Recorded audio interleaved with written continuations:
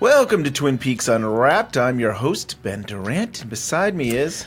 Bryon Kazaska. Hey, Ben. Hey, how you doing? Sorry, I cut you off on your haze. Hey! Hey! So we're continuing on the air, episode 4, best episode of the season. That's debatable. I think we talked a little bit before we started this show. I'm going to like this more than you are, I think. Yeah, I don't know. There's just something about it that didn't do it for me. I'm going to make my case in a minute, but first I just want to say this is another episode that didn't air in the U.S., but it was written by Scott Frost, Mark Frost's brother. He helped write Twin Peaks Season 2, Episode 8 and 14. Directed by Jonathan Sanger. He was a producer for The Elephant Man. Yeah. One of the big guest stars is Freddie Jones. This is the infamous Freddie Jones episode. Yes, the guy, he was in Elephant Man. He was in Wild at Heart as the... Yeah, it's funny because in a hotel room. We interviewed him, right? And I understood him better on the show because he's got a thick accent. Right? I mean, it was hard. I didn't think it was that hard. Yeah, you think so? I mean, I think it was the connection, maybe. Yeah. But it was so cool because like the voice and now seeing him, I was just like, that's what he was like. Yes, I pictured something else. I pictured some old. And remember, this is still 28 years ago. I know, so he could look a lot different. Yeah.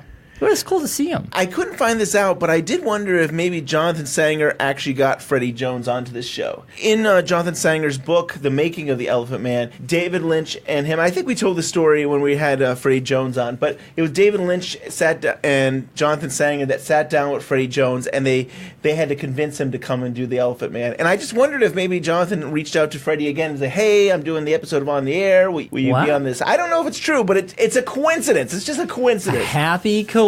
Yes. I want to make my case about this episode. Oh, that's fine. Make your case. So here's what I like about this episode. Yeah. I feel like all the characters have their moments in it. I feel like everybody gets their moment. Probably one of the most similar episodes to the pilot in that you have a beginning and ending of like starting the show, preparing for it, and then going live. That's true. It is true. This is like the first one in a while, too. Right. I mean, we had the restaurant, and we had the game show, but it didn't feel to me like this one is the first one where I really get, yes, it's a sketch show. You have an angel hunting sketch, and then you have a jail cell, which is right. And so these multiple sketches. What I kind of thought the show was, but all these other episodes, you never really clear is like, what's going on? And like, even I know there was one episode where you're like, are we even watching Lester Guy's show? Yeah, like, what are we doing? So I thought they finally had that together. And very true, very true. To me, this episode is the model of what the show should be. Like, I feel like this is the first one where, like, I think every episode should be, make sure you have a balance of all these characters, that they all have a part to play in the show. Yeah. And then it's always going to go wrong in live production. I mean, I think that's the model. But, like, it's funny, that's what the pilot was trying to say. And somehow they kind of got off course with going to a restaurant in the second episode. And then in the third episode, they did a quiz show that it didn't feel right to me. Like, I guess it's a sketch, but it was, you actually could win money. And it's like, well, I don't usually win money on a sketch show. Yeah, so yeah. I felt like this one is like, this is what you should be doing. And like, this one didn't air, but I felt like this is the model you should be doing going forward. Balance the characters. And at the same time, you always still have Lester trying to go after Betty, and he's trying to bring her down. Yeah, in this episode, he has a talented, actor that, like, in the movies, but he's kind of gone beyond his prime. This is Freddie Jones, who is playing Dan Tailings. It's a great name. But the whole idea is that, like, if he had some, like, amazing actor, it would help him shine as well, and then somehow it would make Betty look bad. And then also, it would attract possibly more famous actors. I feel like they wanted to go Saturday Night Live route and have, like, guest stars. Our guest star Stan Tailings has arrived. Why do I already regret it? Oh, I need great actors on the show, buddy. I can't be forever pulled down by Betty. What day is it, Hudson? With Stan Tailings by my side, you'll see me rise to this occasion, to greatness. Yeah, well, Tailings is costing me a fortune. We've got no backup. The whole show's firmly on his shoulders. Oh, buddy, Stan and I, we're both men of the theater. We live the motto, the show must go on.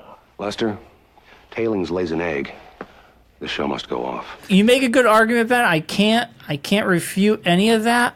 But but for me, I agree. This is For me, so far, it's not my favorite. I think tonally, I didn't find it that funny. Like, I always find everything else funny. There's moments. I still like some moments. Don't get me wrong. But as of now, it's just my least favorite one. It's not god-awful. I don't know. Tonally, it's very dark. I guess it could be dark humor. It's a very kind of dark humor, but like... I guess so. I'll laugh at least one gag. This one, I felt like... It felt very mushy mash to me, but I mean... Yeah, I mean, it wasn't bad, but I agree. This is what you would want out of the show every week. I thought it was a little wacky, but it wasn't.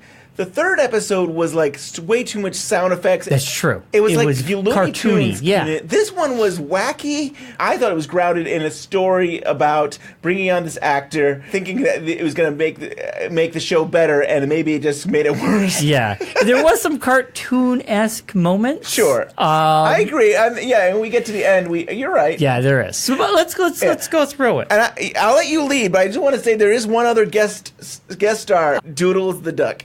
Yes, Doodles the Duck. Things get dark with Doodles the Duck. I don't know if Doodles has been in other episodes, but we've seen ducks in other episodes. I think we've seen in the pilot there was a duck in a chair, and then in a previous episode we saw... Oh, yeah, we've seen the duck before. Yes. I don't know if it's the same duck, but we've seen a duck. Right. We've heard a duck quacking and walking around set. This is the story of Doodles the Duck. Yes. His demise. Betty and Doodles. I know. That's her pet. She's like taking it with her, and she's like letting her know that Doodles can't have his own dressing room right now. I know Snap the dog gets his own dressing room. He's been there longer. I know, so weird. I give you Stan Tailings. We meet Stan Tailings, and he has coughing issues. Like, and these are the thing, he's very long-winded. So he'll be like, I am a great actor, and I'm going to keep talking, and blah, blah, blah. And everybody's like, we just want you to stop, and we want to get back to work. But he'll go on, and then all of a sudden he'll stop, and he'll start having coughing, wheezing fits. Yeah, and his voice is all distorted and weird. It reminds me of Wild at Heart with Lynch changing his voice. Yes. The actors are come hither, my lord. Hamlet. I hope to know all of you as this night unfolds. For it is... This is what I mean when I think all the characters get a moment. So Bert, who in the pilot he plays the husband of, aha, I caught you with another man in the kitchen. He sees Tailing and he says, You're probably sick of people asking you this, but you look so much less on screen. And it's such a... Non-compliment compliment. It's basically saying you're fat. Yeah, and he was a big guy. Yes. And then Tailing says... The residue, lad, of one of the trifling tragedies that dot my theatrical career. In this instance, a wet staircase, a mistimed gong, and an industrial vice that produced a sudden spurt in growth at the tender age of 42. Growth happened at 42, which is basically to say I just got fat. Yeah, I got lazy at 42, and that was the end of it. But I thought that was kind of a moment for Bert, and it was kind of a strange, silly thing to say. They're doing a skit that is based on a film Stan did. An Almost Innocent Man. An Almost Innocent Man. So Lester is going to play Stan's role, and we're going to redo that as one of the sketches from the show. Yeah. But so you see the film really quick, a part of it, and then you all of a sudden the screen goes down, and there is Stan, who looks nothing like the actor that was in the film, and that's where Bert comes in and makes that reference there. I Googled it because I was like, is this based on something real? It is not. Yes. It is a fake movie.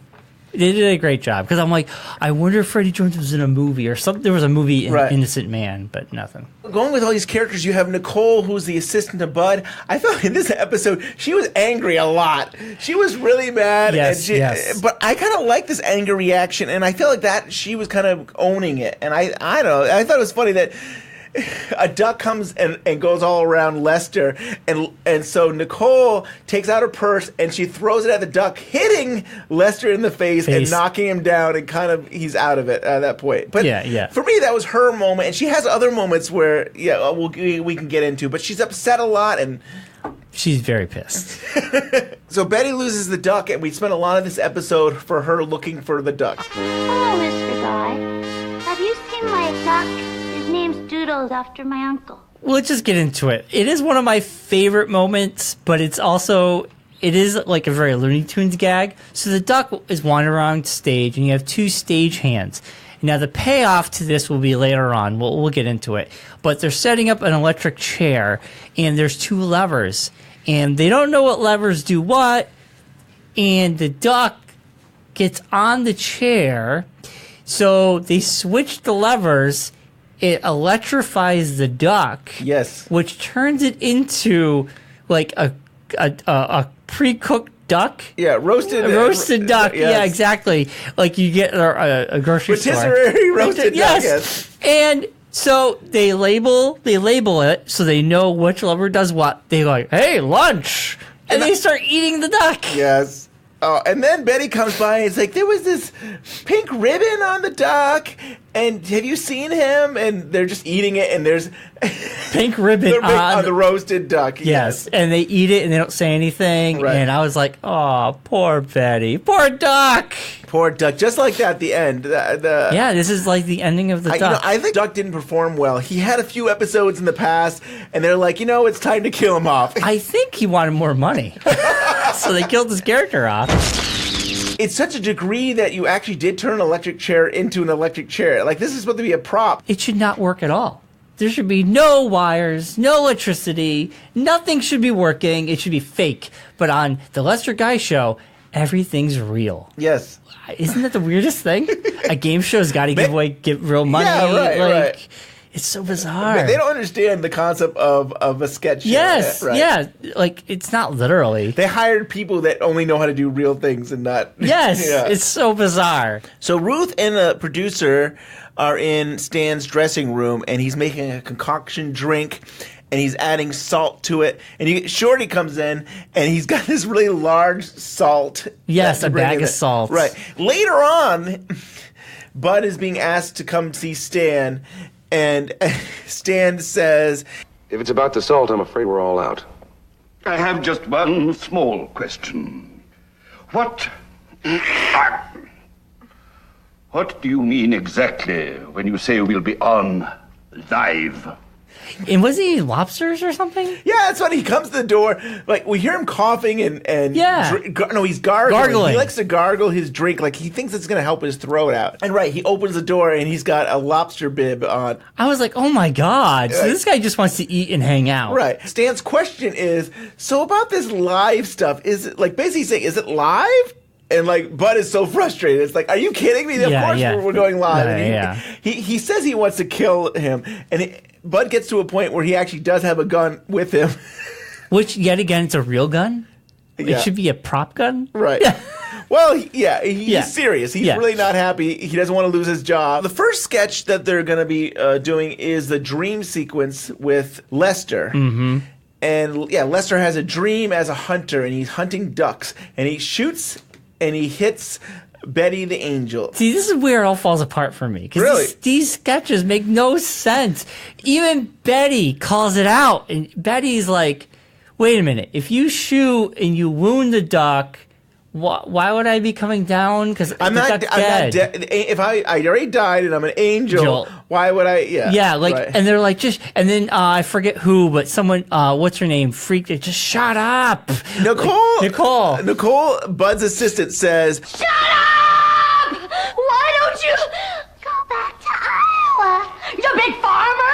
Like she was big farmer. What? Yeah, these sketches are weird. They make no sense. I didn't mind it. I actually like the Big Farmer because it's so ridiculous, that reference and stuff. And yeah, you're right. Betty is right. It doesn't make any sense. But it's like, I tell you, I watch Saturday Night Live every week, and half the time they don't make any sense to me. I know, but I like those sketches compared to this. What I'm saying is, where's the humor in this sketch? When they do it live, there's some funny stuff. Bad things happen. First, you have sound effects and a duck that's supposed to fall when he shoots it up in the sky. Instead, all these ducks pile down on him. Like a pile of ducks land on Lester. The ducks! And he falls over, and then he's got somehow one of the ducks falling apart, and it's on half of the duck is on his head. It goes through his head. The other end was coming out the back.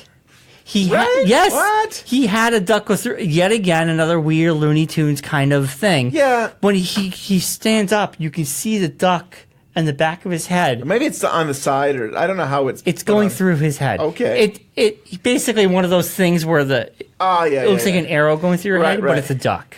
Yes. Why? Why would that happen? So when you watch it, Ben, again, when you get the sound clips, look for that part. I'm like, what? Okay. I knew it was. I saw it on the front. I didn't notice it in the back. Yeah. Yeah. So Lester basically has a fake duck go through his head. Right. So he's falling over again, and he seems like he gets unconscious every time he gets knocked over. But he's fragile. So there's a swing that lowers Betty down, and somehow Shorty has got himself stuck on the swing with him again. Very funny moment. I like this moment. And she's like, "You're saved now. This is television. No one will be able to see you." Oh. And she puts a little doily on his head, like a handkerchief. And television won't notice. Yeah. And so it comes down. He's perfectly still. He says nothing. He's got a handkerchief on his head. It's like Clifford the big red dog hiding behind a house. Yes. Obviously you're there. But I did like that moment. I thought that was really funny. I'm just saying, if this sketch had played out as is, what the heck is it? Right. But it is funny when it did go wrong. I did like that moment. And Lester, when he looks up, he's like, "Who are you? And why is Shorty right there?" Yeah. He's all confused. Right. I learned this from Courtney's experience of going to the UCS screening that she had talked about. Uh-huh. And I guess Shorty wasn't supposed to be even in the pilot because there was only so many actors that could be on it, but Lynch put him on there. And it almost reminds me of like the Log Lady, where the Log Lady didn't really have any parts, but Lynch was able to sneak people in and stuff. So it's cool. Interesting that he kind of had nothing, and he's kind of grown into his own character. Yeah, I like that. So the other sketch is what we were talking about was An Almost Innocent Man sketch. An Almost Innocent Man sketch. And you have Lester as the man who's been imprisoned, and he's going to the electric chair. Yeah, in a very dark sketch. I guess so. You know what I'm saying? Like, you have a dream where he's shooting ducks, and an angel comes down, and now he's going to go in the electric chair. I feel like I'm watching a Lynch movie backwards. Like, he should go in the electric chair, right. Then he's in heaven with all these ducks he killed, and they attack him. Yeah. And to me, this seems like just like the pilot, where Lester seems out of it half the time. Like, I think that, like, when they bring him to the electric chair, he doesn't even seem like he's conscious. They're kind of dragging him there, and he's kind of out of it. Because all the ducks. Yes, all the ducks got him, yeah. You have Stan, who's the warden, and he's supposed to, he's supposed to basically take the phone and answer it, and he's again having his coughing, wheezing issues, and Bud, the president, is so frustrated with him that he's like, "Give me the script. I'm gonna go do it myself." So this is a live show, but Bud decides America doesn't need to see. It doesn't matter. He just needs to go there and say the lines. So he takes the script. He runs there, and he takes the microphone, or really it's the phone, away from Stan and does the line. Honey, I can't let you go through with this. I don't care what your last week's script. And the lines are from the last week's episode. Which is, he says them, and I think he realizes it, but then he continues on to the next scene and still reading the wrong lines. I thought that was kind of clever to have the wrong script. And the dog is actually pulling on the phone cord. Yes. So, like, he's trying to say his lines, but he's also getting pulled towards the wall. Right. Because the dog is grabbing the phone cord on the opposite side of the wall and pulling at it. Right. So it's like a tug of war, can't say the lines, and then, he comes out with the wrong script. Yes. Yeah, and we have Lester, who's asking for forgiveness. The idea was the warden was going to save him at the last second. But it didn't, and everybody really. Cheers, and everybody's happy. And then they've decided to put... I don't even know why you have to push anything on it, but they push it, and they fry Lester. Yes. I was like, is this the last episode of the Lester Guy Show? And instead he got another Looney Tunes moment. Right, he goes flying up in the sky into the rafters, and he's left there by the end of the episode with him cooked. He's kind of blacked, and he's just kind of out of it. And I kind of feel like getting the duck cooked and then eaten as a gag. You were thinking Lester might get cooked and eaten up? Maybe. But like it kind of like there's nobody gets really hurt in this thing other than ducks. So like Lester Guy, he gets a duck through the head, he gets fried. Yeah, it was just weird. I do think that was over the top. I will give you that one. Yeah. I think the ending with him going up in the raft. I mean, they did that with the pilot again too, where he was like hanging upside down. Upside down, but it was like, I think the suspenders or something like that. That the suspenders would actually lift a guy up and go through the window. Some of those things are kind of like, that's not really believable. So I don't know if I love that, but I think that as a whole, I thought it was a good model for where the show could Fair go. enough. You know, and I think I've talked about this. There's shows out there that it would take a whole season to find themselves. You look at Star Trek: The Next Generation. It really took a year for those characters to find themselves, and then like the next season, you say, oh, that's really is Picard, and that's all these other characters. But I think some shows need time to find itself. Yeah, and I totally agree. I still see so much potential in this show, and I actually like that it was wacky, and I still think they can even go wackier. Not wacky and Looney Tunes, but I think they could be crazy and off the wall. It's a fine balance, isn't it? You don't want it to be Looney Tunes, but I do like it to be a little out there. Yeah, and I think they haven't found that balance because it's almost like watching a cartoon at times. Yeah. But then it can be grounded, like episode 2. It's believable. Nothing wacky happened. But this, frying the duck and having a duck with your head, it is all wacky, slapsticky. Yeah. And that's fine. I kind of feel like that's what they were trying to do. Overall, not my favorite, but it was entertaining. And I think next week's will be better. Yeah, and I really like Freddie Jones, and I think he did a great performance as this overhill actor but is very full of himself and like, I will hear myself. Even as the show is ending, he's taking Betty away and he's going back into his speech that he started with in the beginning, where he still wants to just talk, and like, I don't know if anybody cares, but yeah. My dear compatriots, I take my leave. I think he's a great actor. Yes. I think it was cool to have him on this show. He did a great job. I do have a couple reviews. Okay. 3 comments on the old YouTube. Derek writes, I think I'm in love with Betty. Betty is great. She is one of my favorites on the show. She's sweet. Barry wrote, the first episode that ABC did not schedule as they canceled the series the week before, July 4th, 1992. You could either watch a 2-hour special on AIDS awareness, A New Light, or stare at a test pattern in your mind. A test pattern in your mind. Wow. I guess, I don't know. I don't know how to answer that. It's very weird. Yeah. And Ben... Wow, that wasn't me. Not you. Ben wrote, hey, look at that. During this episode, I noticed that Blinky Watts, the guy affected with Bozeman simplex, is played by the same guy that played Miller on the film Repo Man, Tracy Walter. How cool is that? So cool. A little fun fact for you. It was a review. It was a little comment and fun fact. And I pronounced Bozeman simplex right. And you did. We saw him. I wouldn't have said it right. We saw him briefly. He was the one that screwed up the sound effects for the duck sketch. Because instead of the ducks, it was something else. Oh, yeah. And yet again, Hurry Up Twins. You see the Hurry Up Twins, and you have to hear the guy. Hurry Up Twins. The Hurry Up Twins. So, Bryon, we've got episode 5 to talk about. And this is kind of the Mr. Peanut, Betty's sister episode. Yeah, overall, I really enjoyed this one. There's a lot of moments of this episode that I really, really liked. I'll tell you, this was the last one to air in the United States. So this one was the last episode to air? Yes. Really? Which I think is fitting, and it feels... To me, I actually feel like it could have ended the series. Like, it's a good... To me, it's a good way to end it. Yeah. Which we'll get into. Yeah. So this aired on July 4th, which is the 4th of July. Horrible timing. 1992. But why? yeah, Everybody's out celebrating the 4th of July. They're like, we're done. And this was written by Mark Frost, who, he also wrote episode 1 and 2. Yep. And directed by Leslie Linka Glatter. We get to meet Betty's sister, Sylvia. Mr. Peanuts... Now, Mr. Peanuts is the puppet star of ZBC's morning show, and he's voiced by Wally Walters. So they're creating a world in this episode. It's world building, really. Yeah, kind of, yeah. Like I guess you're right, yeah. You're giving us, now this channel has a morning kids show. You're getting other shows to get involved with this. It's kind of cool.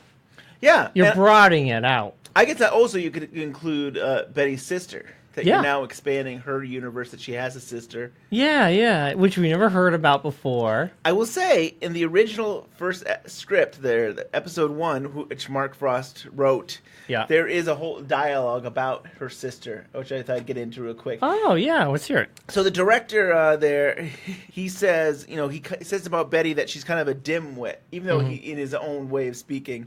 And Dwight there, the producer, says that her sister is the great Sylvia Hudson, a major star on another network. Granted, when our casting development found her, she was folding clean sheets in the hospital. So I guess they're saying that, Betty was nobody. But I think they were intrigued that she had a famous sister on another network, which they do say in this episode, too, that she was a star from another network. But like she was a nobody, but that they thought that, we should give her a chance because maybe that will get people to watch the show. In what world would someone say, let's hire this Baldwin brother? He's never been on anything. His brother's huge, but we have his brother who's never acted before. Billy? Yeah, let's get Billy Baldwin in here. No. On Friday Night Fever live. Yeah. It isn't the weirdest, bizarrest thing? There are people out there that probably do this, that he kind of looks like his brother. And Yeah. And another part of the first script, Nicole there, Bud's assistant, the president's assistant, says she's mad about Betty, and she says, God, I hate that stupid actress. I hate her famous sister, too. They're both idiots. But it's funny, again, there's a little reference about her sister. Yeah. So I'm guessing this was Mark Frost's idea, and he decided to go with that idea in this episode, kind of something he had already was working with. That's cool. The seed was planted in episode 1. Right, and now they could now they need material to keep going in the show. Why not bring her in? Yeah, it's a great idea. I mean, it's very smart thinking. You're thinking ahead when creating a pilot. And some shows don't do that. They'll create a world later on, right, where you've never heard of these people. But this was kind of very smart of Mark Frost. I think Mark Frost has always been that. I mean, he worked with Hill Street Blues. Yeah. And his experience with Twin Peaks, that he understood that you needed to have a lot of characters to come in. So I think it makes sense that he had this idea of expanding it with family. The only wild card in this is how Betty Hudson, the woman without a brain, will react to having her famous and more talented older sister on her turf. We have to be very careful with Betty McGonigal. She's skittish. Betty and Sylvia Hudson are like oil and water. You could make a salad dressing out of it, but you'd have to throw out the lettuce. Also interesting, Mark Frost comes from, like you said, Hill Street Blues, where the cast was pretty big. And in Twin Peaks, that cast was big too. I mean, even this show, the cast is pretty big. It's an ensemble. Yes. All these shows, he's involved with their ensembles. In David Lynch's world, you don't really see an ensemble. You just see a core group of characters generally. You're right. I mean, there's times where it'll just focus on two characters have dialogue. You're right. It's not really. So it's interesting. I wonder if that's what Mark Frost brings to the table, is creating this world with more than just 4 or 5 characters. You're getting like 10, 12, and they can have a bit part, but hey, down the line, you can give them a whole episode. So it's kind of cool. Yeah. We're going to go scene by scene here, Ben. So scene 1, we have Bud is talking to Dwight about getting Sylvia Hudson to come on, Betty's sister. And as they're discussing this whole thing about Sylvia coming on and it's going to attract other talent to come on the show. Yeah, it'll help. Right. It's like they'll get all these famous people and it'll help the show up. They'll become like a Saturday Night Live, right. Which it'll be trending. Yeah, it'll be trending. It'll be huge. As Bud is standing there, there's a wall behind him and this puppet shows up. The third-rate moth-eating puppet host of your morning kiddie show plays hardball during contract talks, and what do? You fold like a deck chair and promise him a featured guest slot in your hottest primetime show. Oh, I'm sorry there, Mr. Spudwaller. I didn't see you there. I was just pulling some crabgrass out of my garden.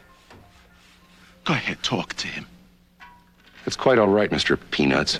And the puppet shows up behind Bud and throws a potted plant to the back of his head. And getting head injuries will become a very common theme amongst this episode. Yeah, I guess you're right. And the next episode. Yes. And his name is Mr. Peanuts. The puppet. And then Bud basically starts yelling at Mr. Peanuts, but then starts saying, no, I'm yelling at the puppeteer. Right. Wally. Wally Walters there. Yes. And Wally says that Bud scared Mr. Peanuts and asked him if he would pet him. Wally asked Bud also about, do you know Mr. Peanut's song? And Bud says, no, I don't. And so he's trying to have He's trying to make Bud feel better about how Mr. Peanuts was acting and stuff. But it's interesting. Yeah. He says, "Do you know Mr. Peanut's song?" And Bud's like, "No," and he's angry and he's upset with the puppet. Yeah. But yeah, there's a whole backstory about the puppets behind the scenes of making the On the Air. So Courtney Stallings went to this USC On the Air retrospective event. So at the event, Bob Angles mentioned that him and Leslie Linka Glatter, the director, had traveled to the house of a puppeteer and actor Chuck McCain. Mm-hmm. And he is the actual guy who plays Walter in the show. Which explains a lot. It explains a lot. And I want to give you some backstory real quick, too, since we brought his name up there. Sure.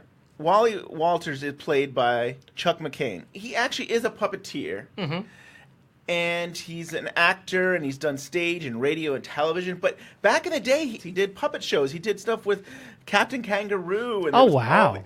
There's a Rudy Gazooty. I've never heard of it, but this is stuff from the 60s. And then he came back in the 80s, and he would do children's TV shows with puppets. And so that's cool. He's been around for many years. Unfortunately, he passed away this past year, I think in April. Oh. But he's kind of a legend in his own right when it came to children's shows. So it's very fitting that you have a real-life puppeteer who did children's show actually playing that on the air. That's really cool. Bob Angles says how they actually went to his house, and he actually had puppets at his house, and they had to pick out, Leslie and Bob had to pick out the puppet they wanted. And the room was filled with more than 100 puppets. Oh, my God. And they picked 3 puppets. McCann then said, you have to tell each puppet why they were rejected. So all the puppets that were there, and Leslie didn't want anything to do with it, and she walked away. But Bob, I guess, stuck around and talked to the puppets to say, I'm sorry, this is why you were rejected. And, this episode plays to that point of being yelled at, and you have to apologize to a puppet. Weird. I guess he didn't do all 100 puppets. I guess there were 3 puppets, and he picked one out of the 3 puppets. And the other 2, Bob had to say why they were rejected. I've heard some strange stories about puppeteers. I mean, maybe they don't want the puppets to feel rejected and have bad mojo. I don't know. Yeah. But it's interesting how they wrote that kind of thing into this episode about a puppet having feelings and being sad and being yelled at by multiple people, and then the person has to make amends to the puppet. It is a very weird thing. I would love it one day next year if we had a puppeteer on. I would love to just talk to a real puppeteer about this. If this is a common practice among puppeteers. Totally, I agree. In talking about puppets, it's interesting also that Mark Frost, back in the 70s when he was in college, he was also working on Mr. Rogers' Neighborhood. Oh, wow. That's kind of cool. Isn't that cool? So, I mean, Mr. Rogers' Neighborhood deals with a lot of puppets, King Friday and Daniel Tiger and all these things. So you do wonder when he's writing this episode if he goes back to his time working on that show, a children's show which has a great message. And I feel very much that there must be some influence. I also think of a new show. I don't know if you've heard of the show Kidding. I believe it's on Showtime with Jim Carrey and stuff. And that character is a very much Mr. Rogers type character, and he's got puppets. And at the same time, this show is interesting because he's kind of having a nervous breakdown. So he will have this image of a wholesome, sweet guy, and he's kind of losing it, and it's trying to keep that away from the public that he's kind of having a nervous breakdown. That's cool. I still gotta check that out. So scene 2, Betty's upset that Sylvia's going to be coming on the show. She finds out, and she's crying in her dressing room. She's talking to Ruth about why, her and her sister never got along. Well, sisters are supposed to be kind and caring towards each other. They are? Someone came by taking donations, and she tried to donate me. She mailed her a signed picture for her birthday, Betty's birthday, that said she was adopted. Yes. Which is horrible. That's horrible. Lester comes in, and he's on, what I see, he's on cloud 9. Yes. Because he's fantasizing about Sylvia in a way we will find out that is very not true. Right. But in his mind, he feels they had some weird romantic chemistry. But we'll come to find out it is not true.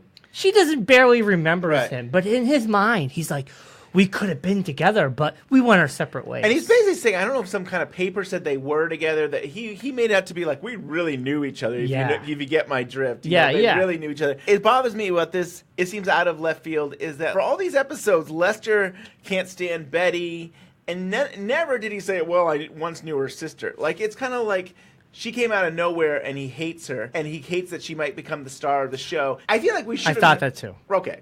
Shouldn't we have known that he could, like, I don't like her, but I love her sister? I agree with you. Also, I'll even add to that and say, if her sister is someone that he thought he was romantically involved with in his head. Yes. He would kiss Betty's ass. Yes, because just to see her. Just to see her. Be like, oh, Betty, you're the best. Right. And, like, secretly hate her. Oh, your sister, I love her. Like, he would want to do anything to get into that family. Yeah. Even to go as maybe date Betty so he could be with his sister and then dump. Right. That's what I'm thinking of. That could be a great storyline. Yes. That could be the next episode or something.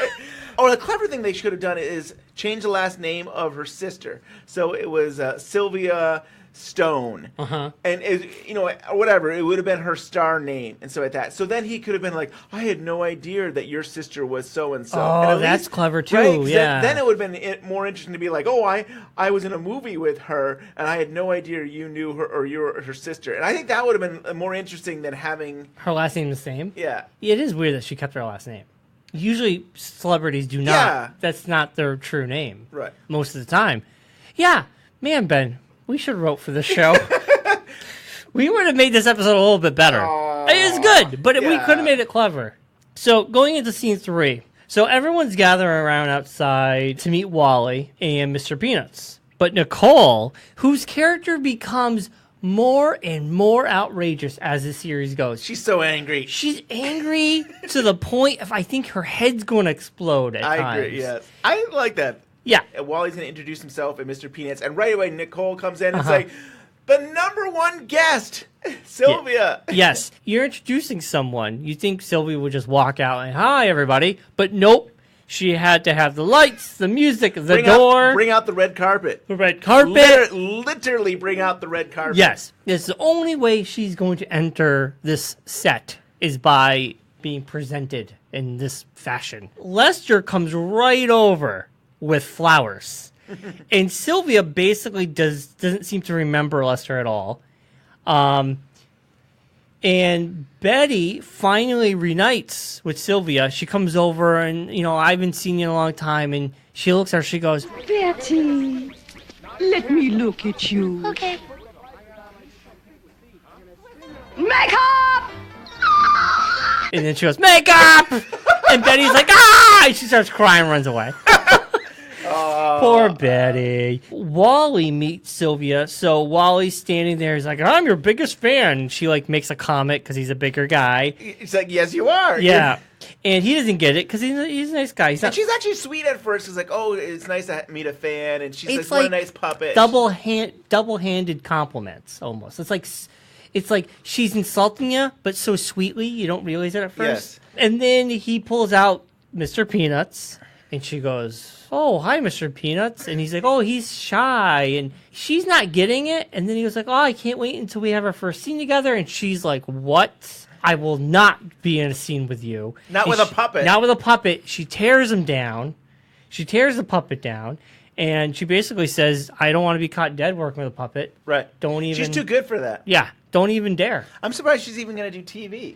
Yeah, why is she even doing the show? So while Sylvia walks away after that whole teardown, one of my favorite scenes is Sylvia has this little tiny dog.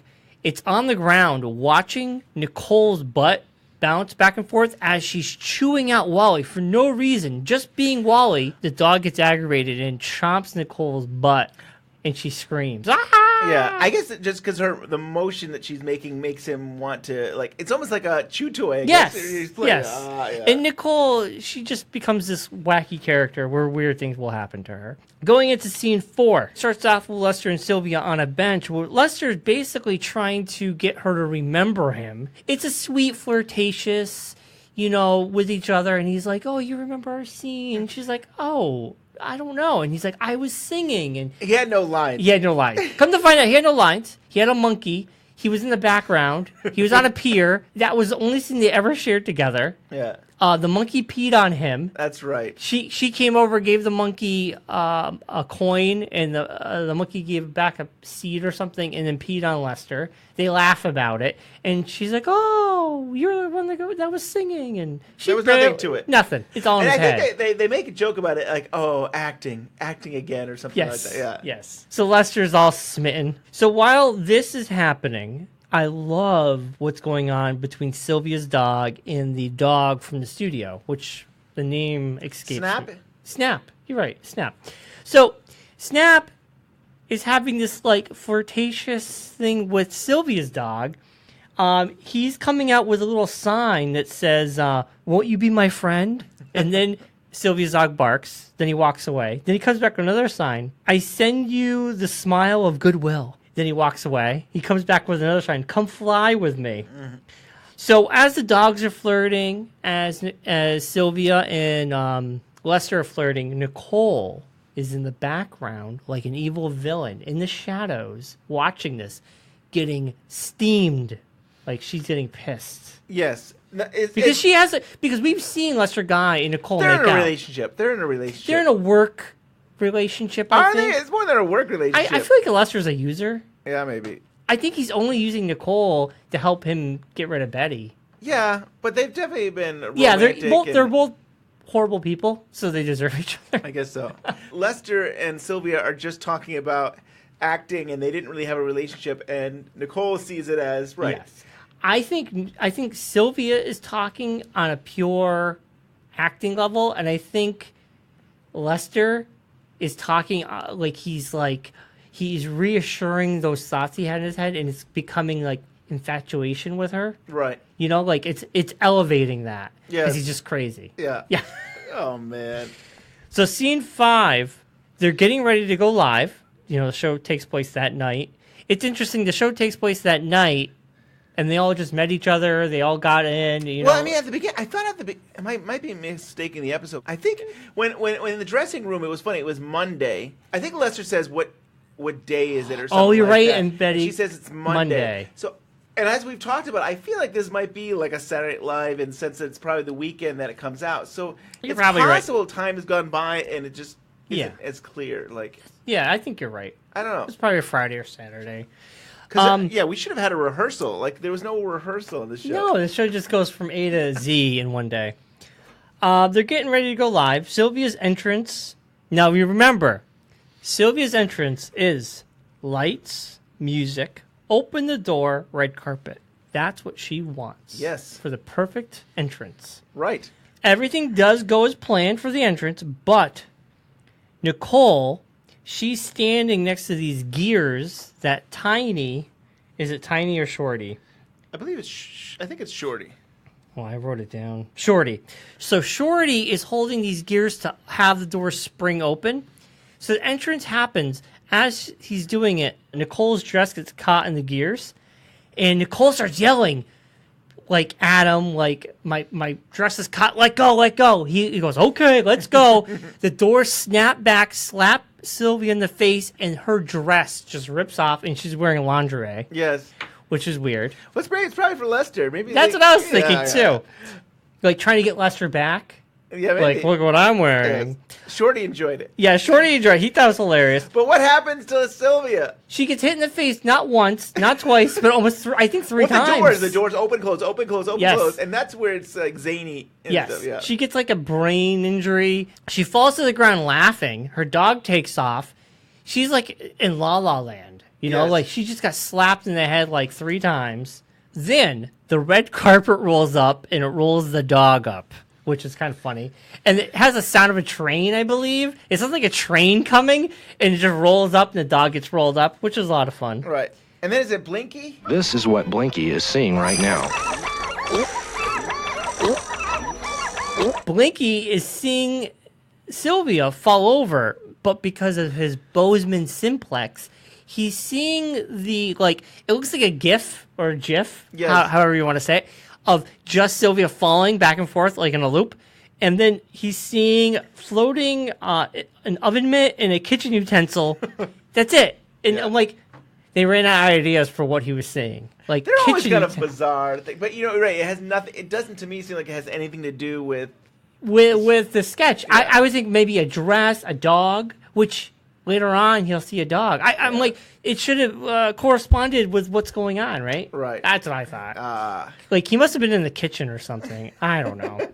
Scene 6, which is the big final act of the show. Lester's big scene with Sylvia. So Sylvia is standing outside by the well in a fence, but she's dancing around, acting crazy. Lester, he has to show up dressed as a tennis player. He's supposed to come and say his serious line. This sketch is not funny at all. It's like a serious sketch. He comes and talks about tennis, playing tennis, and like she's supposed to be his wife or girlfriend. Be clear here. I don't think the Lester guy is supposed to be a comedy. It's not a comedy show because we have like a man being sentenced to the electric chair, and you have... Yeah, isn't it weird? It's like a sketch show for, like... I know. What kind of sketch show? I think it's actually supposed to be serious stuff. They make it funny because they can't get it right. Right. Yeah, yeah. I guess, you know what, though? That plays well. He's come out near this wall, and he's going to talk with Sylvia, and she's fallen in a well. First, she drops a well bucket right in there. She's banging it back and forth, too. Yeah. She looks down, and all of a sudden, she just falls head first into the well with her legs sticking straight up. And you just hear a thud. And they're like, oh, God. So everybody's like, okay, we need a Sylvia out there. We need a character. And just say, I don't know if this makes you think of this, but I think of Wizard of Oz with the Wicked Witch, and all you see is her shoes and stuff. I don't know. That's what made me think of. All you can see is Sylvia's legs and her shoes out of the well. Yeah, and they start dancing later on. Lester is still doing his scene, but it's kind of hard to do a scene with all you see is shoes and a well. So, you need to have...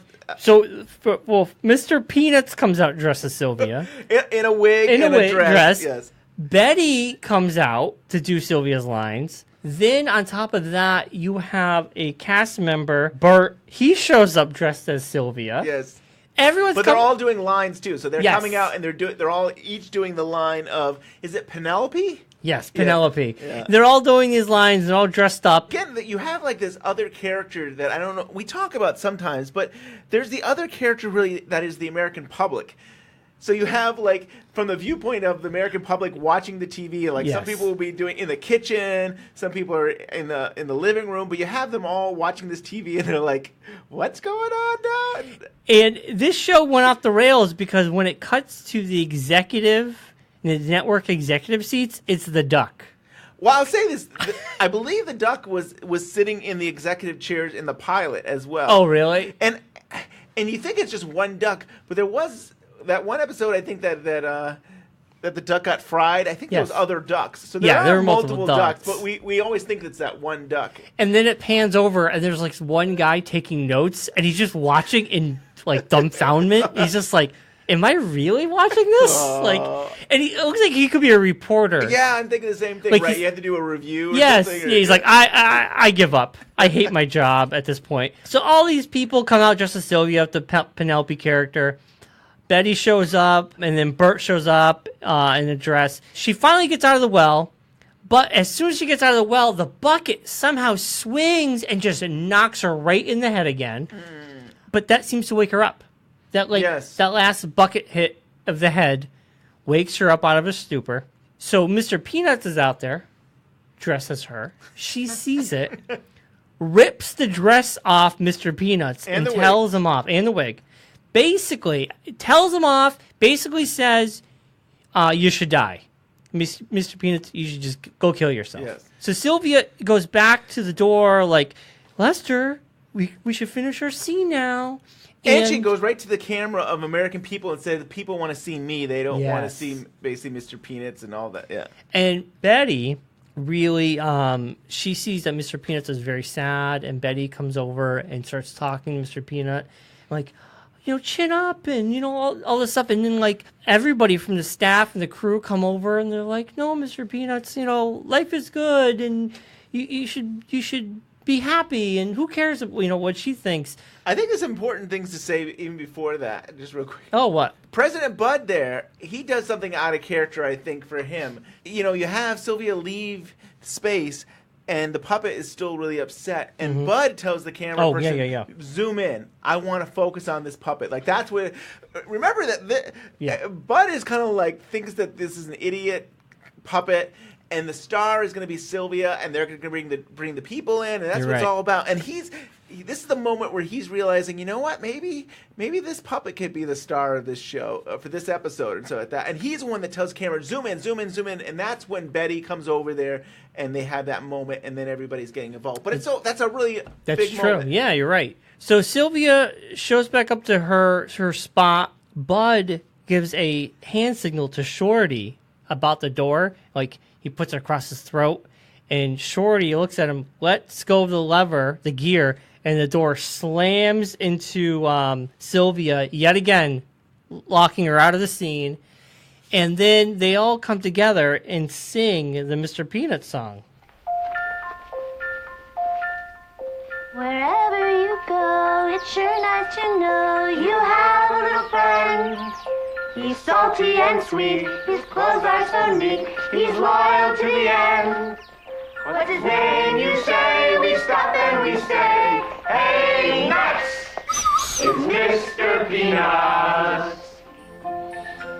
Mr. Peanut's the guy you go to when you cry. He can take a frown and turn it upside down. Even if it doesn't have an upper lip. Friendly little fella, it's not your umbrella. If someone gives you trouble and they try to burst your bubble, you just say, hey, nuts! It's Mr. Peanut. Hey, Peanut. And it's a sweet song. It's cool. It's a moment that everybody comes together. I mean, the whole crew and the cast, everybody's singing along. Yeah. And even Bud, he's kind of doing gestures. I don't know, it's like not YMCA, but it's some kind of Peanuts thing. Yeah. He was... So they all got together. And they don't have Mr. Peanut theme music, but Betty opens up her little music box, and that's how she's able to get the song going. Gotcha, yeah. And they all sing, and I think it's an awesome moment. It was really cool. I like this scene a lot. You actually see Bud at the end shed a tear. Yes. Now that's what I call entertainment. He's moved by it, and it ends with that. That's how it ends. And to me, that's a big moment for Bud because he's always the angry guy, and he's been moved. He gets a heart. He's like the Grinch. He's like his heart grew bigger. What if you say this is like the Wizard of Oz episode? He gets his heart like the lion. No, that was Courage. The Tin Man. What if you're onto something? You have two sisters. You have a good witch and a bad witch. You have a good person and a bad person. You have a little dog. Two little dogs. Two doppelgangers. Yes. Also, this is sort of like a Twin Peaks thing. When Albert, he's a sarcastic asshole. Yes. But then when he apologizes, and you could tell he has a heart when he apologizes to Harry for punching him. Right. It's all about love. Yeah. But it's also weird because it's like passive aggressive. He was so aggressive towards him, and then all of a sudden when he's aggressive back, he takes the nice road. All of a sudden, it's sort of like this. It's like he's an asshole, but then he cries at the Mr. Peanut song. Yes, he's kind of playing that same kind of character arc. Yeah, a little bit. Yeah. This is a favored episode by many people. I mean, I think Courtney really liked this episode, but Miguel Ferreira really loves this episode. It's probably his favorite episode. Really? I would say definitely it is really good. This is from Wrapped in Plastic issue 35, where he mentions that it's his favorite episode. And he also says about On the Air in general that, the pilot was really good, but that some of the other shows lacked focus. Some weeks the show would be this way, and then another week it would be another way, and there was no real continuity. But he had fun making the show. He really enjoyed what he was doing. Totally agree. Yeah. I think this was a focused episode. I think the more focused episodes are my favorite. Yeah. And this is definitely goes in that category. Yeah. Totally agree. I do have a couple fun facts. Love fun facts. I can throw one at you. Okay. Sylvia Hudson's entrance, twirling through a set of swinging doors, is a homage. How was I caught that word? We're back to 3 years ago. Remember when we first started this show? It was homage. Homage. I think it's homage. Me too. I'll say homage. Is an homage to how Loretta Young entered the set of the Loretta Young Show. Ah. And I got a little interesting fun fact about the woman who plays Betty. She loved to perform and had her first series by 1984 called Down to Earth. Her parents were happy for her but stressed the need of higher education. While she was starring in On the Air in 1992, she was also signed to be a co-star on the new WKRP in Cincinnati. Wow. So she was actually on these two shows at the same time. Cool. She continued on to graduate school to complete her MA in clinical psychology and got her MFT license in October 2002. She's also done numerous voice work for the Spider-Man and Iron Man cartoons in the early 90s. Interesting. Which is really cool. Carrie from Facebook writes, I just listened to parts 1 and 2 today of On the Air. I am so glad you're discussing it.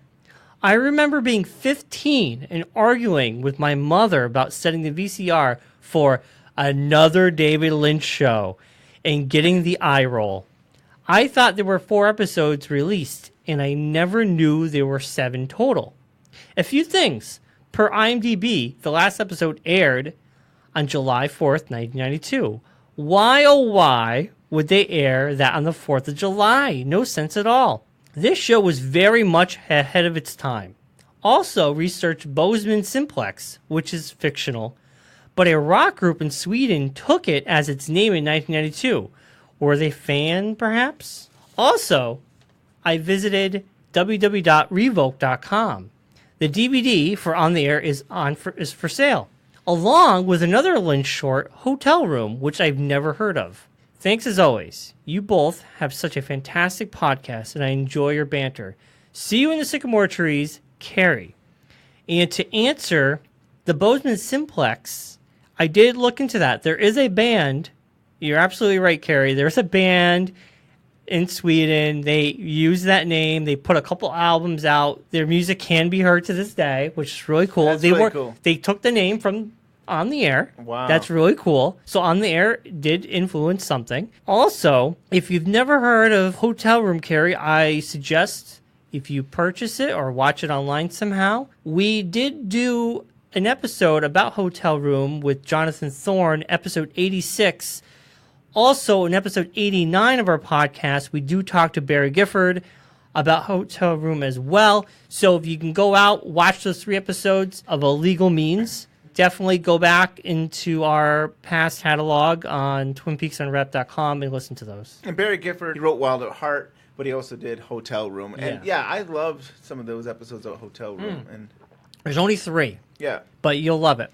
So we appreciate the message on Facebook, Carrie. Thank you so much. If you or anyone else has a comment, question, or theory about On the Air, or anything else Twin Peaks or David Lynch related, send it to twinpeaksunwrapped@gmail.com.